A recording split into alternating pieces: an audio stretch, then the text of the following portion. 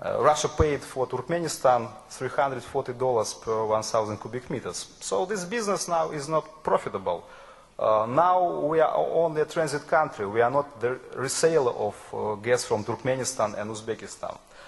And that is why Nabucco, of course, it can be the diversification of transport routes and the diversification of transit, but there will be no extra gas in Turkmenistan. And you must remember that Turkmenistan began the construction of gas pipeline to China, and the capacity of this pipeline will be 40 billion cubic meters, and officially 17 BCM Turkmenistan wants to take from Malay field, and Malay field is the already existing resource base of the supply to Russia. But it means that Turkmenistan wants to take 17 or even more than 17 BCM from European market and give it to China. So you see the well-known structure of European gas suppliers, and you know that also well-known figures of International Energy Agency that because of this decline in domestic production of gas, there will be serious increasing of the share of import gas on European market.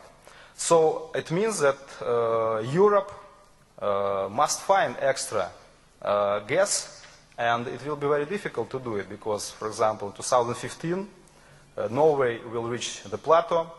Of course, it's possible to increase the export of gas from Northern Africa, but Northern Africa can give maybe extra 40 BCM maximum until 2015.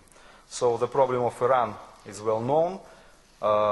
So that is why the situation is not so optimistic for Europe.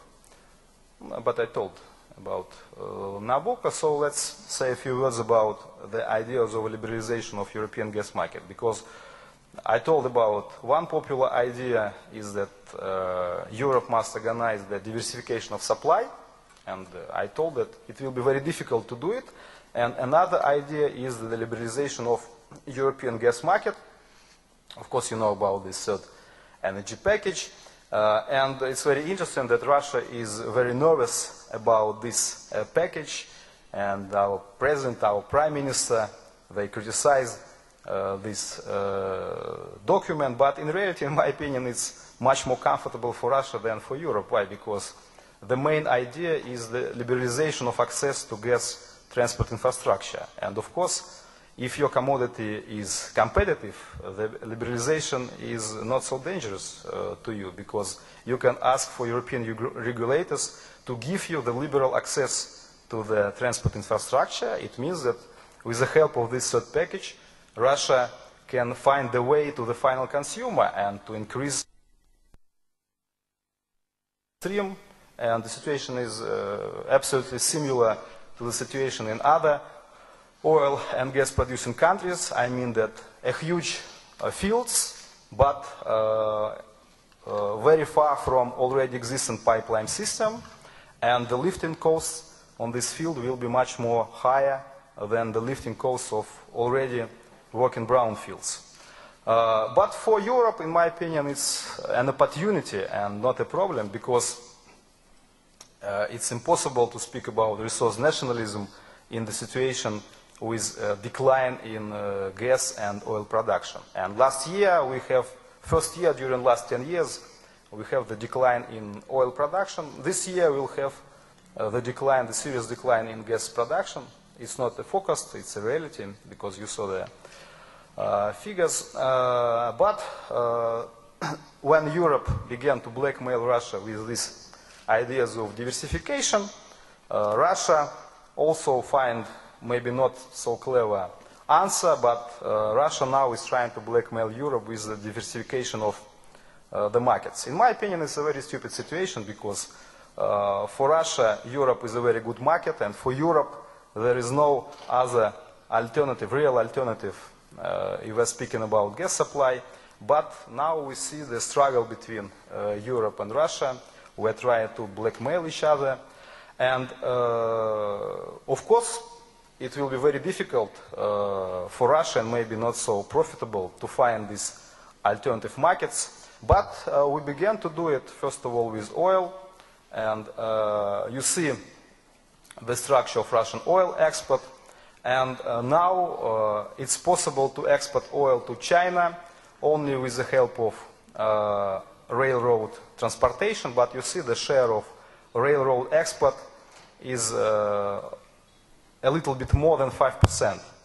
But at the beginning of this year, we signed 20 years contract with China. We began to build the new pipeline, and we want to export 300 million tons during 20 years with the help of pipeline.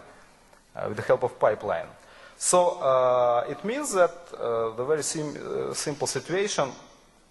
Our energy minister told that it's possible to see the maybe 8% decline of oil production until 2013. So if we'll have really 7 or 8 decline of oil production, and if we will increase an export of oil to China, it means that we will leave the European oil market. But for Europe, it will be not a problem because oil market is more competitive. So it's now very easy to find an alternative oil. Now it's a very comfortable situation, but the situation with gas will be more difficult. And I told about it that, of course, it will be much more difficult to find an alternative gas supplier. So finally, I want to say that, of course, the strategy to green energy, renewables is a very good strategy, but in reality, of course, in my opinion, it doesn't mean that it will be possible to organize the serious substitute for the fossil fuel. And if we are speaking about fossil fuel, first of all, we must speak about gas, because the situation with gas supply is much more difficult for Europe. And if we are speaking about gas, of course, for Europe it will be very difficult to avoid Russia. And the same situation with Russia, it will be very, very difficult to avoid Europe. Without European market, it will be not so easy to earn money for our budget. So that is why now I think it's a very strange situation, but all arguments is for improving it, and I hope that now it's a very small period of misunderstanding. So thank you very much.